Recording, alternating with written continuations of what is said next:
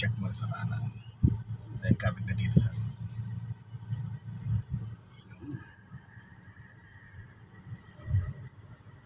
okay.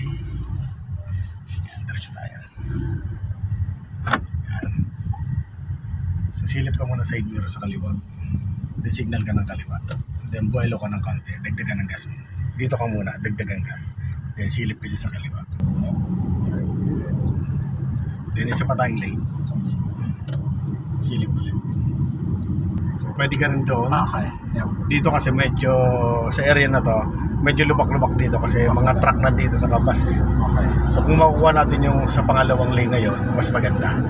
So signal ka uli ng kaliwa, isa lang. Kasi pag nag-change tayo ng lane, kailangan one lane at a time lang. Yep. Hindi yung dire-diretso na sa dulo. Ayan. Okay, nag-focus dito. Okay, dito muna. Then isa pa. Silya College dyan sa kaliwa. Sa pang lane, sir. Yes po. Oh, meron pa ka sa tagiliran mo. Okay. Huwag ka muna papasok kung alam mo may sakit sa likod mo. Okay. Pag wala na, diyan ka muna sa ano. Yan, diyan ka lang muna sa lane mo. Sige lang. Yan. Wala na. Okay. Good. Ganun lang ano. So, huwag mong pilitin kung alam mo yung sakyan. Makikita mo naman yung kung malapit talaga, malalaki, ganito. Kung nakita mo sobrang liit, ibig sabihin malayo sa'yo. So dito, okay na to. Kung ang exit mo ay medyo malayo pa, so dito ka lang sa lane na to. Dito sa... Ngayon, kung nainip ka at mabagal na sa unahan mo, pwede kang gamitin mo itong pinaka overtaking lane niya, kaliwa na yan. So dapat lagi naka-open yan. Ito. So dito ka lang lagi.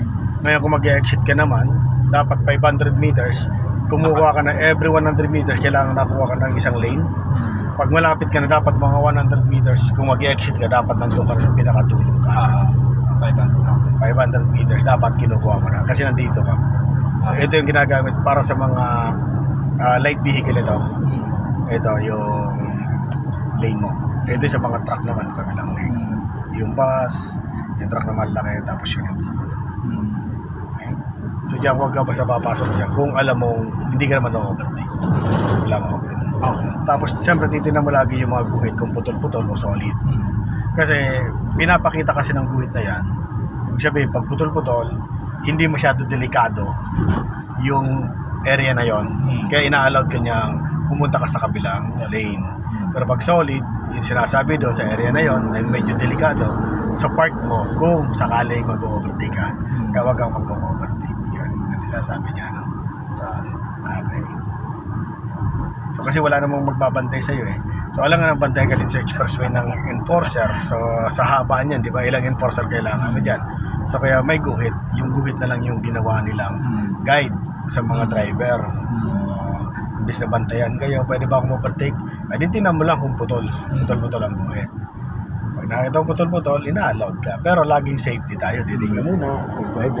Kaliwag ka na. Saan ka mag-ano. Ganun lang expressway siya, hindi naman nakakatakot. Hindi siya delikado. Basta tama lang yung ginagawa mo. Defensive ka, defensive driver. Kasi ang isang defensive driver, hindi lang basta sa pagmamaneho. Dapat alam mo yung batas, alam mo yung rules and regulation, alam mo gamitin yung sakyan mo, alam mo yung control sakyan mo. So, yun ang defensive. Maraming factor para maging defensive. Okay. Hindi lang yung marunong ka lang mag-drive, defensive ka na hindi. Marunong kang marunong, defensive ka. So fact lang siya, pero malaking factor. Para maging defensive ka, kailangan alamin mo yung ano yung lahat, rules, alam mong i-handle yung sakyan mo, alam mong i-handle yung sarili mo. Yan ang mahirap din i-handle yung sarili. Yan ang matindi. Yan ang kalaban ng sarili. Actually, pagdating sa condition, yun ang mahirap kalaban ng isang driver, yung sarili nila.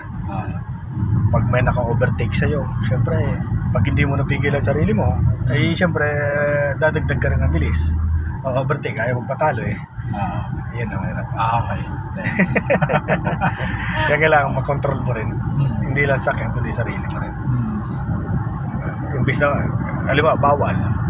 hindi mo kaya kontrol yung sarili mo, Hmm. gagawin mo pa rin yung bawal. Hindi mo kasi kaya kontrol yung sarili mo. Yun ang defensive driver. Yung kayang kontrolin mo na yung sarili. Yan ang para sa safety.